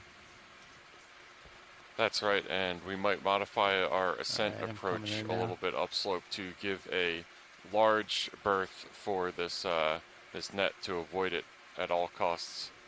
Yes, especially given how strong the currents are, we don't want it accidentally Wait. blowing into us. Because with all the That current, yeah, we could want to see if there's entangle lines some floating of our off of it. thrusters and instruments and cause a lot of damage. I'm at full lat right now. Looks very Yeah, ghostly that's all right. fluttering in this relatively strong current. I don't see It anything on does, it, and do you, that's Chris? why they call them ghost I nets. don't know. They can Um, entangle would and probably entrap just- animals. Should I go that down might be current in of it? this Because I'm at area, full lat and right that now. could If something really happened, I would hurt just them drift right because into they it. might not be able to get free. Yeah, I think we'll want to come around on the In the same downward way, if side it got since we don't see any lines. entangled around D2, we streaming wouldn't from be it. able to get free, and we would have to seems like recover that the current's vehicle, really picked up. Yeah, I feel like it has. which could be very dangerous because probably we tidal. actually I would use probably the also come ROV up. thrusters Okay. Just to make our a meter or ascent. so. Kind of tilt your camera down Other systems and look at can it, winch at it up as you come with around the it. ROV, and Copy. that's what we would have have to do, but we don't want to put that kind of tension on our tether. Yeah, just kind of like you're doing right now. So if there is something down below, you're not going to tangle it. So bear with us. The seafloor might be coming out of view right now. Move is complete, guys. So if we want to go past it, to the yeah, I that think we let's spotted. go past it. Okay. Do you want to as we noted towards that side, or at the beginning of this dive and at a couple go like points? 110 or something? This is the Northeast Canyons and Seamounts Marine National Monument that Oceanographer Canyon that we're diving in right now is, and part of that being established is serving as a buffer zone against fishing activity. So we can hope that this net drifted in from elsewhere instead of being more local. I'll get you going at 100. We are almost at the third year anniversary of this Marine National Monument being established. It was in 2016.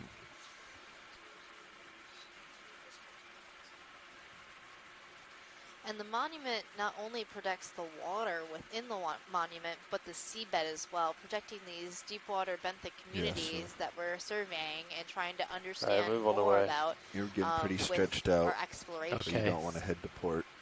All right. I'll just kind of hold Looks here. like you do have something in front of you, though. Let's see if it's another one. National monument within the Atlantic Ocean. There are other monuments within U.S. waters so you can in the Pacific look at that. Ocean, Looks like something on top there while I make my way over this net and towards you. Copy. Yeah, and it looks like we're coming up again on some more massive boulders instead of the cobbles and pebble size that has characterized the wall so far. Can't tell just yet whether this is the canyon wall itself or large boulders that fell downslope, but some fish definitely likes the shelter that it provides. Yes, that is one of the moored fishes, fish in the family Moridae. The common names for the fishes include codling and hake. So this one looks like it might be Antimora. And then we finally have some great corals to look at. Those look like they might be that primnoid coral. Affirmative, 100 that we saw on the other side of that boulder. But we're having a couple healthy colonies hanging out here. And you also notice that there's another small fish in the background.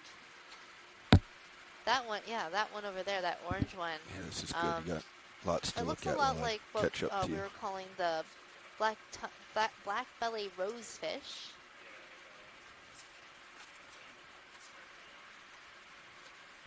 Yeah, and you can see as well this debris field has a lot of precocity to it and a lot of three-dimensionality that this crab, among others, is taking advantage of for shelter. So I can sit down for a little bit. Yeah, you could get your right toe in if you wanted to.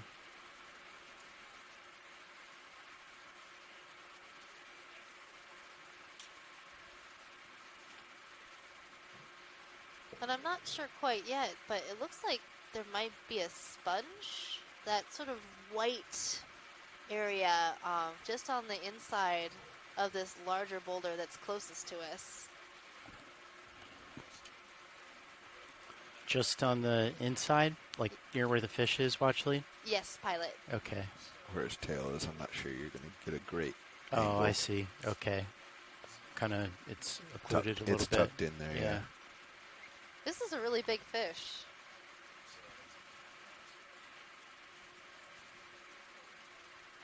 I think we found its home. Fish like to associate with large boulders and features on the seabed, generally using them for shelter and sort of a base of operations where they might go off to feed on flat sedimented areas, but come back to these boulders. We can try and do a partial at least on that, the sponge video. Yeah, I'm not going to be able to really get in there very much. We could try light bars, maybe. Oh, looks like you're caught up with me. You're fine. I'm hesitant to do any light bars in this visibility. Okay. All right, well, maybe we should move on then, seems like, since you're caught up. I think a zoom of the coral would be good before we get too far away.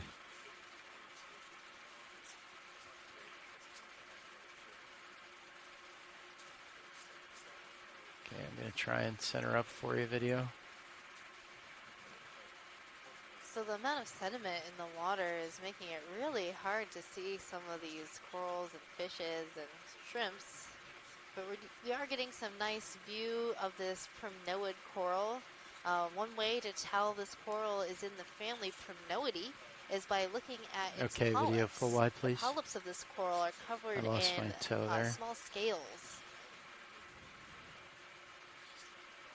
And you could also see that the shrimps were very much enjoying living in the branches of that coral. Absolutely. And yeah, usually Deep Discoverer's Zeus camera gives us the ability to do these gorgeous full zooms and confidently identify species and varieties of organisms based on just extremely detailed zoom-ins. But right now, a combination of turbidity and current movement is kind of conspiring against us. A little bit too. We got auto head in, which might be giving you the issues. Okay. All right, I don't want to take it out while why it's not responding as quickly as you want it to. Gotcha. All right, video. You could pull out then.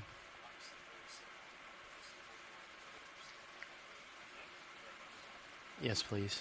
Thank you. All right. If you want to go for a better shot, you could pop up and put your left skid on those rocks over there, or we can move on. Up to you. I think they were. I was feeling like science was wanting to move on. Hi, everyone. This is Daniel. I just want to make a quick announcement for folks that are following on shore and have been tracking weather forecasts. So as we alerted folks on shore, we did change the dive schedule to get us closer to Rhode Island. And we have made a decision that we will be pulling into...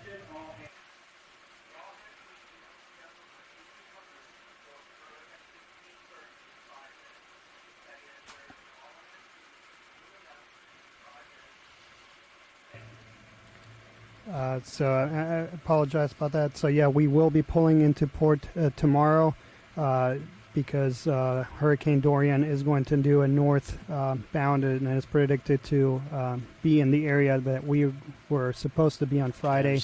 What that means for this expedition is that there will not be a dive tomorrow, as well as no dive on Friday. We don't know what it's going to look like after that. We will just pull into port, weather the storm, and then head back out to sea as soon as it's safe to do so. That's what we know at this time, so I just wanted to prepare folks on shore. I know several people were preparing to get to Exploration Command Centers to work with midwater dives. We'll send out an email with all the details. But yeah, thanks again for all the support, and just know that there will be no dive tomorrow and no dive on Friday. So there's no huge Great, thanks for that update, Daniel. Move this stuff slowly. And as we've been transiting across, we've definitely seen a couple more of those coral communities on this rock. It seems that this depth range is generally more suitable for living coral than shallower. We are at approximately 530 meters water depth when we started our dive, pretty close to 600 meters water depth. So that 50 or so meters of ascent appeared to have made a difference. And it looks to here that we have a echinoderm, I believe, some sort of urchin, I think. Correct me if I'm wrong, Megan. No, you got it. It definitely looks like an urchin to me. What kind you can go in video. I don't quite know yet. But we do have some echinoderm experts on the line watching, and maybe Chris Ma might have something to say about this urchin. Yeah, it definitely doesn't look like one of our deeply fashionable pancake urchins with its little hooves that we're big fans of, I think. No, it's definitely not a pancake urchin. We are seeing that it has very short spines, more of a regular urchin, like you might say. We can push through it. Okay. Yeah, I'm trying to get a... Yeah, just get up on top and then lock a little forward, a little down, and we'll be set. Moves this complete, has a very inflated body plan, very, very voluminous. Wait, like pushes me back and tilts me up. So I would guess that it has a hard test. Or is that my down thrust? That's your down thrust that's rocking you, bending you like a seesaw. Flatten out when collected. You're going to want more forward than you do down. The name pancake urchin. Yeah, so this would be one that if we brought it up topside, it would still remain its shape and kind of see that familiar urchin skeleton that you've probably seen after the spines fall off after I can the always urchin check your camera dies. if you need help. Okay. But I think you got it. Yeah, I got it in joy lock. Okay, you can go on in video. It kind of reminds me of some of those not centered up perfectly, but areas where you're seeing a little these bit better. swarms of shrimp everywhere. It's an enormous volume of them. They're covering almost any surface, and it's really interesting contrast to some of the previous dives when we saw those more or less clustered exclusively around sponges and corals and associated with them. When here, it just seems to be an absolute shrimp free-for-all. Yeah, the current changed a little bit, and I started drifting in. You've got it. Well, if we're going to say one thing, this shrimp is definitely one of the dominant species of this area. All right.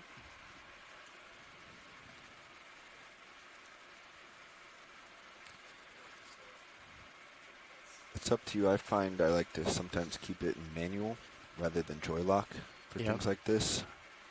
Yeah. Because if you do start to slip, it's so hard to match what you were doing. Yep. Those other coral-like things hurts your that you're hands, seeing in but your view are actually hydroids. Can sometimes give you a little bit they are better in the control same to phylum, adjust. Nidaria, Great, thanks, Bridge. which includes all of your jellies and your corals, urchins, corals. Okay, I think I got it there. Anemones. Anemones. All right, yeah, and if you, I'd appreciate till. Yeah, you got it. It's and you can go in quite video. a vast group with a lot of different kinds of body plans. Tilting. Yeah. The hydroids have sort of a coral-like body plan, but they are not corals. I think I'm losing it. Now, Megan, this is really interesting looking at this. It looks like there are kind of tentacles sticking out between the spines of this urchin. It almost looks like a hybrid between an urchin and an anemone. Well, those are actually its tube feet. They use them to walk around. Oh, okay. I've never seen them before on the top of the urchin, usually underneath. And I think we have somebody calling in to tell us a little bit more about this. Hey, so I think that this is Echinus, or what some people have also renamed Grail Echinus. Echinus is one of the oldest sort of typological genera of sea urchins, and a little while ago they revised it, and some of the taxa that were the species that were given to the genus originally were split off into different genera. So I'm not entirely sure what the difference is, but this looks a lot like the ones like the genus Echinus that I've seen in this area, but it's extremely variable, and there are different species. And so some of them have longer spines, some of them have shorter spines, but at this depth, especially with this kind of sort of the conical spines and the sort of, this is, if we were to collect this would definitely be one of the more sort of regular type urchins that, would be sort of shaped more like an egg and would have, the skeleton would actually be resistant, it would, as opposed to like the sort of pancake urchins where the skeletons would just collapse. These are fairly commonly encountered all throughout the North Atlantic, and I think we saw some species of this genus feeding on corals. I don't know if that's. I know that we've seen it on Okeanos plenty of times, but I don't even know if that's published yet or if they've studied it at any length. But these are, like I said, they're widely occurring, and there's multiple species, and some of them are quite large. Some of them get to be the size of melons, but others are sort of more traditionally urchin-sized, sort of orange to grapefruit sized. And as Jeff was noticing, and as Megan pointed out, the thing that we were seeing on the surface were tube feet. And so in addition to spines, you have a number of just accessory structures, including these sort of tentacular tube feet, which are the same types of things you would see on the underside of a sea star, except that they cover the entire surface of the sea urchin. And these interact with the environment to provide, they can help move the urchin as well as provide food and so forth. And there are probably also a a number of claw-shaped structures called pedicelaria. And so, got a little squid in view there. But yeah, it's not entirely clear what they're doing down here. I mean, what they eat, for example. They do feed on corals, but they're probably omnivorous to a certain degree. They'll feed on anything that is opportunistically available. I've seen them feed on, a lot of people perceive sea urchins as being herbivorous, feeding on seaweed and so forth. And in shallow habitats, the poop from sea urchins is actually an incredibly important nutrient source. So, down here, I think there's still a lot to be learned about sea urchins, even though they're very familiar looking. Anyway, I'll let you get back to it. I know there's not much time left. I hope that everybody gets back safely and expediently. Great. Thanks for that, Chris. Okay. Bye-bye. Video, we got a fish. Yeah, it looks like we have a monkfish here. What's also interesting is looking in the background at the shape of these features. And after we take a look at this monkfish, which is practically bouncing off the walls by monkfish standards, and that it's twitched a couple times, we can get a zoom out and check out those formations that we see to the upper left. What are those? Yeah, this is interesting. We see some pyramid-shaped structures. This is on the canyon wall. We're at about 530 meters water depth. I can't really think of anything that jumps off the top of my head that would create features that look like this. Hopefully there are some geological folks on the line that might be able to have some sort of better idea of what could create this really distinctive looking feature. I'm not a geologist, but it kind of reminds me of the way that limestone erodes. I don't think it's limestone, but I don't know. Yeah, it's really hard to tell what the substrate is, given that it's mantled by this, as well as the turbidity, which is giving us some issues of getting the true color of things. Yeah, but there are definitely these characteristic ridges, which seem to be oriented parallel with the slope, so along the direction of the slope, not across it. So it doesn't look like it's any of the sort of ridge type or amphitheater type that we see a lot along these canyon walls. They're more kind of spikes sticking out from the canyon walls, and it's a really distinctive shape. Pilot, can we get a zoom at the pyramid structures? Sure. Thank you. Just coming right a little bit here.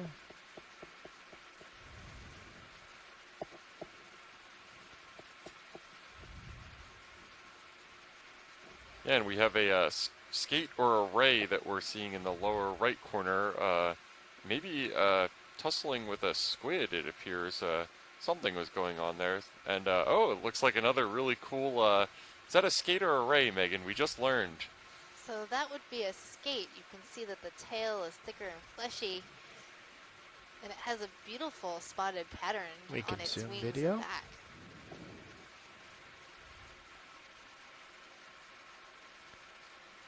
Yeah, okay. Getting some... Yeah, so one of our shore-based scientists did point out that it almost looked like at the tips of these tubes there was some sort of a tube or pore shaped at the edge of this. Pilot, could you zoom? Oh, yeah, I see what you're talking about. Hang on a second. Yeah, we're coming, tilting up. Yeah, if you could zoom on the one on the right, it looks more distinctive. Yeah, we're coming right. There we go. Okay, we can zoom.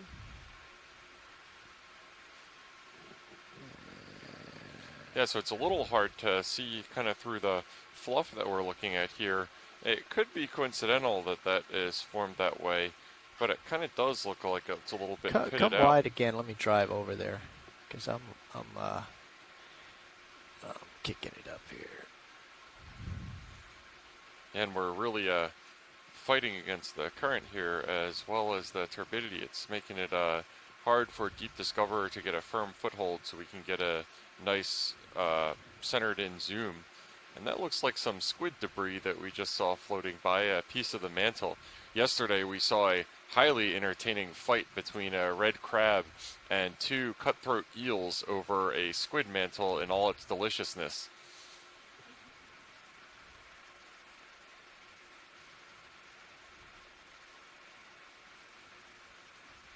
Yeah, I'm just at a complete loss as to what could form this. It could just be some funky coincidental erosion pattern of the wall. That's certainly not out of the question, and maybe that would be Occam's razor here in terms of just the most likely explanation instead of some sort of exotic geological formation I'm not familiar with.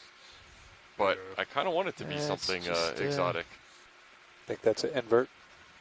Well, I think I'm on the team that says it's so I'm probably gonna just pop a up in weird the rock. flow left, right broke here. off in a strange way, and it looks Full wide. interesting.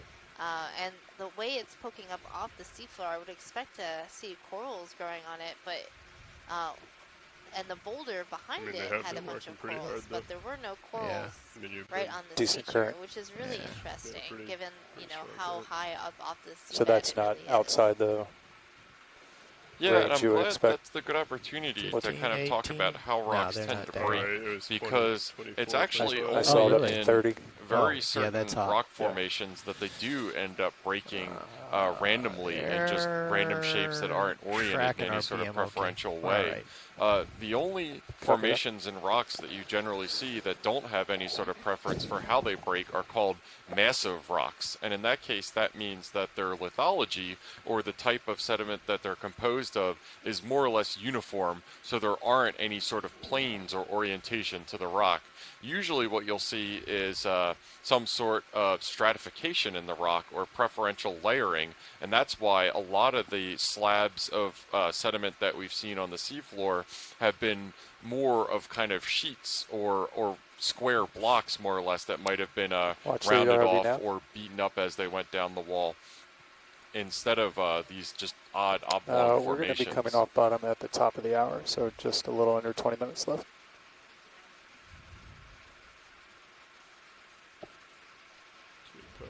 So we have about 20 minutes left in our dive today. It I is was just a trying to get over dive. to this clump of coral here. We haven't on quite the other side. Our full dive track today, but we have seen some really cool things. So we've been doing 20 meters at 20 more 100 minutes to keep exploring within Oceanographer Canyon. This is dive 7 of our Deep Connections 2019 expedition. This is like 2 of the expedition. The first move request, please. 20 meters, bearing 100, speed decimal 2 knots. 545 meters of water surveying. Good copy. Thank you, Bridge. Right here. Boulder covered in corals and shrimps. Is that in Sirius's camera? Yeah, I think this dive is definitely one for the physical oceanographers today, Megan. The current movement in this, what I'm tentatively identifying as tidal pumping, is definitely a dominant feature. I would definitely say so. Seeing how hard it is to see my beautiful animals today, I would definitely want less of this sedimentation. I'm thinking the corals would too. But the shrimp seem to enjoy it. There's shrimp on like every surface we've looked at so far.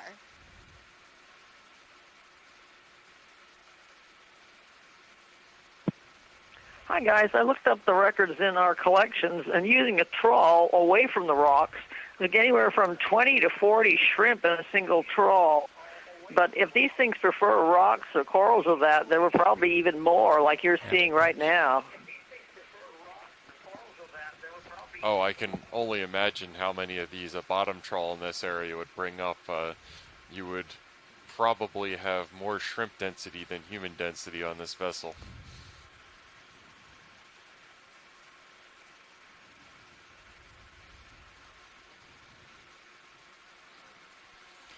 The problem with the old trawls was they saved everything, and we have some gallon jars of stuff that was in one trawl, and I can't imagine anyone ever wanting to use them again. Yeah, absolutely. It's the trick is you don't know when people will need them, and if you throw them out, you can't make use of it in the future. So Megan, what kind of corals are we looking at? And it looks like there's a little bit of sponge action to the lower left as well. So we are seeing our Primnoa coral on the right-hand side. That's the same coral we've seen before, but this one on the left is a little bit different. I'm not sure. I'm trying to get a good look at the polyps. It might be a type of bubblegum coral in the back that's branching, and then it might be a stoloniferous coral in the front.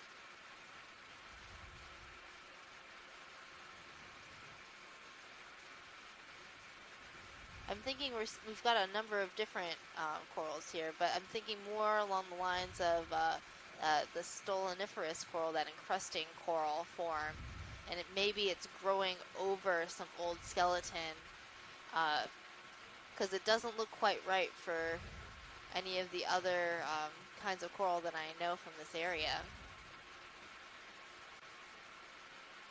Okay, let's come wide, so please, video. stoloniferous coral uses a hard substrate like a rock or maybe an old coral skeleton, and overgrows that area and doesn't actually create its own skeleton, but the polyps are connected to one another in their colony by what's called a stolon. And so that's that connective tissue between polyps. Okay. Can we get a zoom to the rock on the left? Yep, sure can. Come back in on Yeah, so the this rock looks here. to be another one of these weird pyramid-shaped things, and it looks like there is some porosity to it. I'm wondering if it might be some sort of, like you were saying, Megan, some sort of limestone or carbonate formation that will result in that kind of holy texture, for lack of better words. Yeah, and it does appear that there's a fair amount of holes within the matrix of this.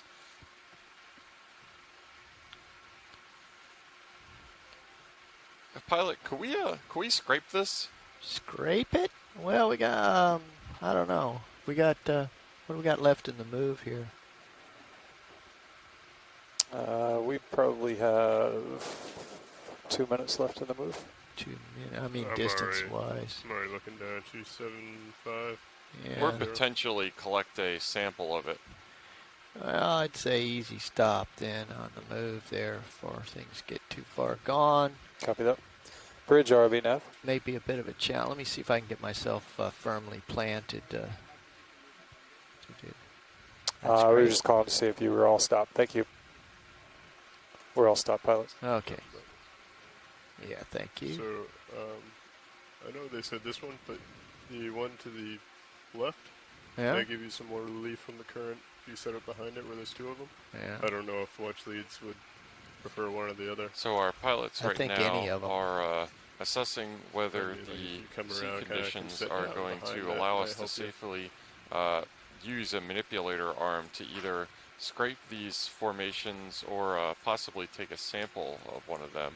It might not be the case that it is, so bear with us for a second there while our pilots confer. That's what I'm thinking. That's good.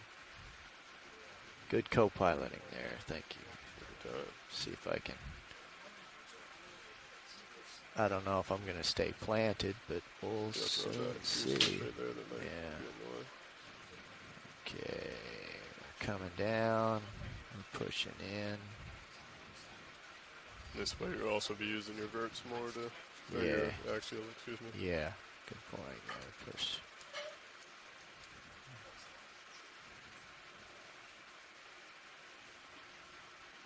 We're in stick lock. Get a look around. There we go. We are back in front of our pyramids right now with our monkfish friend down here, taking a look at these. Okay. It appears that there's stable. 3 or 4 of them. And again, another thing that I should point out is that it's extremely distinctive that there's this really fine point that they're coming for. You've seen all during this dive the vigorous current activity we've seen, and generally speaking, when there's any sort of current like this, sharp edges like this tend to get eroded off. They, you want me to look at the arm, or you current activity will tend to do that, or rocks coming from I areas. think you're looking at the rock for now. I'll get out there here in just a sec. After that, Mini Zeus is on the rock feature. Okay, hydraulics on. Yep. Up, com fail action. Hang on a second. Test. Display com. Okay, 0 errors. Exit. Exit. Okay. And Okay. where are you thinking about putting it? Maybe a bio box, or do you want to get it in the covered rock box? I think covered rock box would be easier, so let's swing over there and get the box open first. Copy that, up and down. Arm active.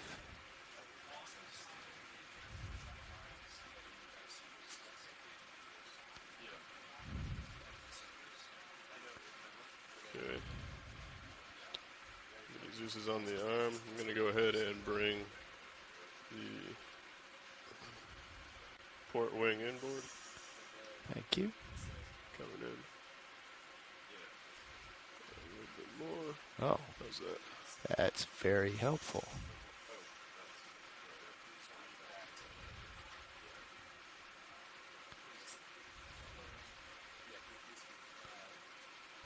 Yeah, so I'm conferring with Megan. We're kind of speculating here wildly what this material might be, and Megan is comparing it to the tops of guyot, G-U-Y-O-T, which are flattened out seamounts that end up having fringing coral reefs on them, which is all limestone or calcium carbonate source sediment made out of layers and layers of that coral after it grows. That this material looks similar.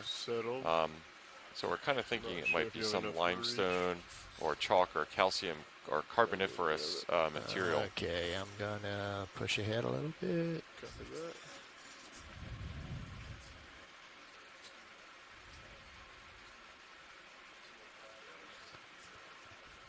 Don't get your toes back in view on Mini. That's all right. I'll just jam it up here. Here we go.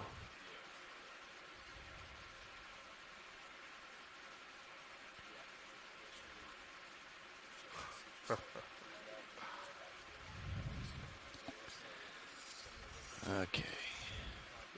Still shifted a bit. Yeah, but I'll just grab on and hang. Oh, we want to scrape first.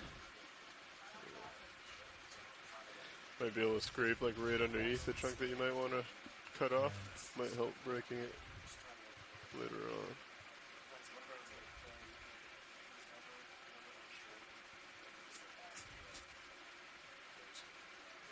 Seems rugged enough.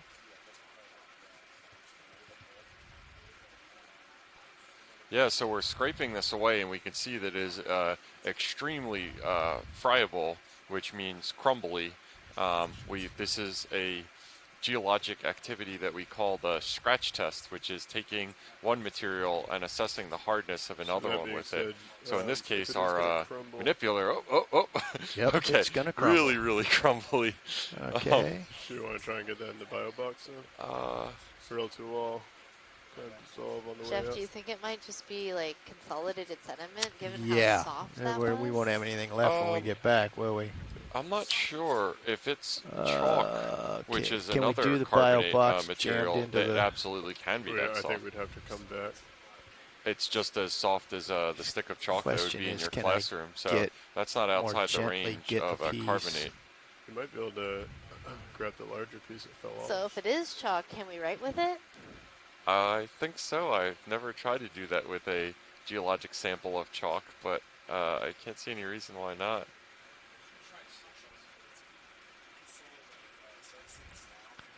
If we want to, we can also get maybe a suction sampler up there and fill up a container. Yeah, I think that's a better option. So we're getting an idea that that stuff is really, really crumbly, and we're probably not going to be able to grab it with our manipulator arm. So I think what we're planning to do instead is to use our suction sampler to try to grab some pieces of it instead. And this monkfish is just absolutely over our geologic sampling. It is, I can't say I've seen the stink eye on a fish before, but this is as close to it, I think, as it could be. I mean, I think there's enough rubble. I'm very much enjoying the shrimp that's hanging out in a rock box. Just stab it into there. So I can't pull it out with the drawer retracted, is that correct? Don't worry, the shrimp will likely not come home with us. No, once we get moving, it will swim away.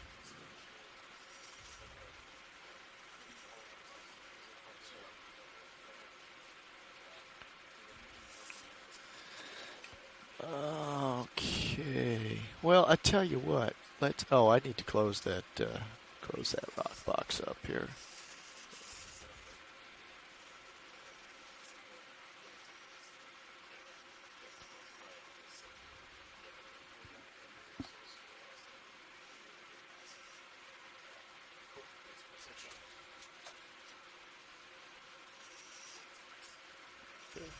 Yep, so we're closing up our rock box right now, which is what we were originally planning to put the sample in before we learned that it is very, very crumbly.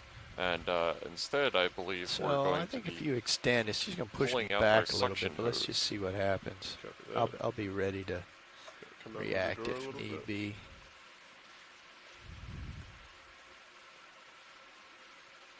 Might be able to get just enough.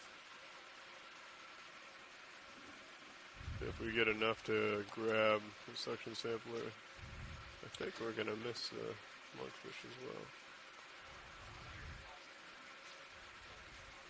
Okay. I think that should be enough to be able to grab it. Yeah. If I can reach over there. I had some trouble last time, but that might.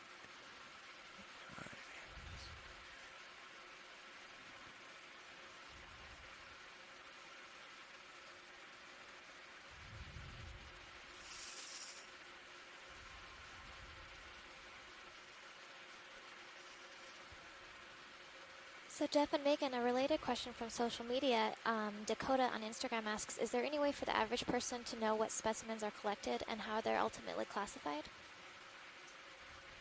They most definitely can. All of the specimens that we collect through this expedition will be archived at the Smithsonian, and you as a normal human being can go online onto their website and look up the different collections and see what's in the collection, when it was collected, where it was collected, and you can also request, if you are a scientist of that particular collection, to come to your lab and you can study it.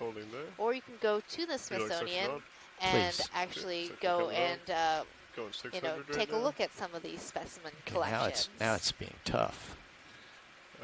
For the rock samples, they are also going to be archived. Okay. Do you want to talk a little bit about the rocks, Jeff? My camera too. Yeah, it's Oregon State University has agreed to serve as the holding for all the geological samples that are collected on the Okeanos Explorer expeditions, such as the one that we are getting right now. And it looked like this rock, even though it stands no chance of the titanium manipulator arms of Deep Discoverer, was a little tougher than the... excellent. There we go. That's a nice chunk of this structure that we're getting right now. And it looks like we're getting some whole pieces inside. I'm looking at the chamber of our suction sampler right now. Yeah, we don't want to just dissolve it all away. Yeah, it's just really absolutely friable, all right. Very crumbly. We're good with that. That's great. Thank you, guys.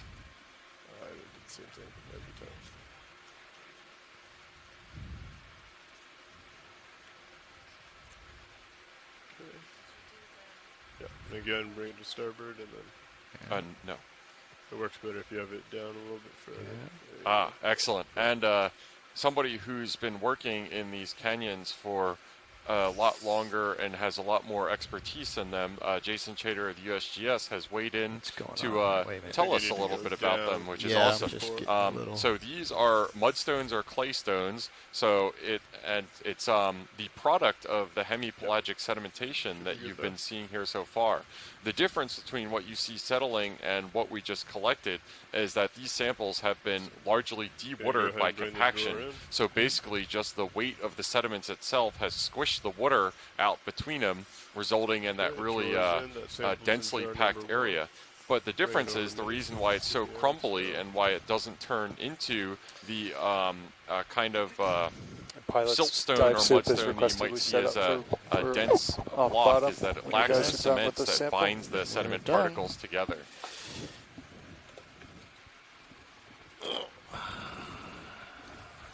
Yeah, and he also says that canyon modification, which is a wide range of all the processes that are active within these canyons that we've talked about, have combined to erode and redeposit the wall material, exposing things like this and burying other parts of the canyon. So this is probably an erosional feature that was just happened to be carved into this really distinctive, interesting looking shape. Looks like we're... So I believe that was a great geology you update. You are directly beneath me right now. Yeah. So I think if I just rotate to the starboard, that will bring me back in line with the ship. Roger that. Should bring out any turns that we have, and then we can as we come up, you can push out. Yeah. I'm going to start that spin. Okay. And so with that brings us to the end of our dive, Dive 7 at Oceanographer Canyon, within the Northeast Seamounts and Canyons Marine National Monument. There are 3 undersea canyons within the monument, which includes Oceanographer, Gilbert, and Lydonia canyons. Okay. And Oceanographer Canyon is the largest canyon within the monument. I'm going to start coming up. Okay. And it descends 4,000 feet from its lip to its deepest location. And that's the average depth of the Grand Canyon. So we had a really short but also interesting dive today at Oceanographer Canyon, and we're sad to say that we'll be leaving bottom momentarily. Good. Yeah, and unfortunately, if you missed the update from Daniel, our expedition coordinator, this will be our last dive for a couple days. We are retreating back to Rhode Island to avoid the wrath of Hurricane Dorian, which is making its way up the coast right now. We operate with a large margin of safety, and it looks like Dorian's track is probably going to come across the path of our planned area of operation. We will not be having our post-dive call today, which would normally be to plan tomorrow's dive. So we will be updating via the chat room, email, and normal methods of communication as soon as we get word that it's safe to come back out and remain operations and continue deep connections. So thank you for joining us today on this dive. This is Jeff O'Belts, your expedition geology lead, signing off. To see your light pool in my Afghan. And sorry to say, this is Megan Putz, your biology lead, also signing off. Go ahead, Bridge.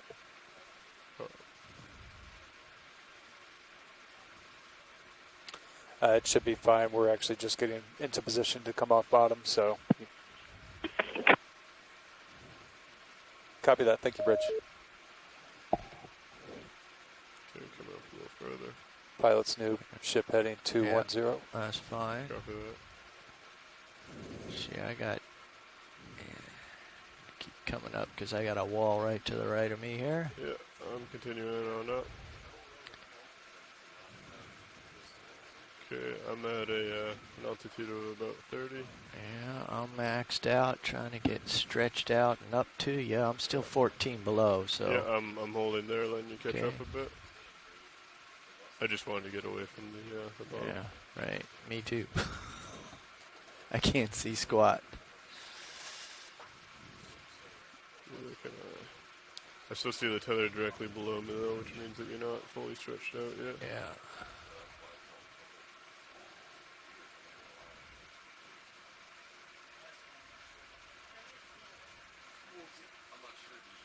And also your heading is off. Yeah, I'm getting spun a little bit here. Just come back this way, pushing. You might want to put an auto head. You haven't already. Yeah, might stand help. by. Head on. Bridge RV nav. 4 below you. Push it. Yeah, starting to look good on high pack as well. I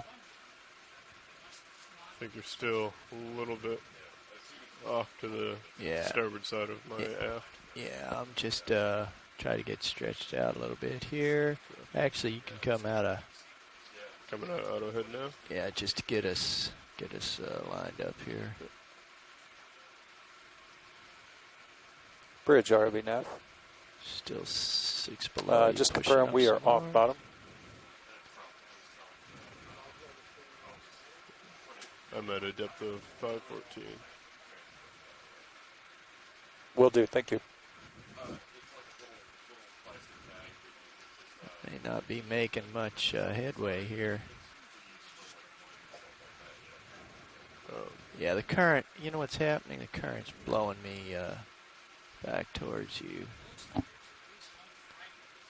So I believe I see you there. Yeah, there I am. Here we go. We're finally getting stretched out.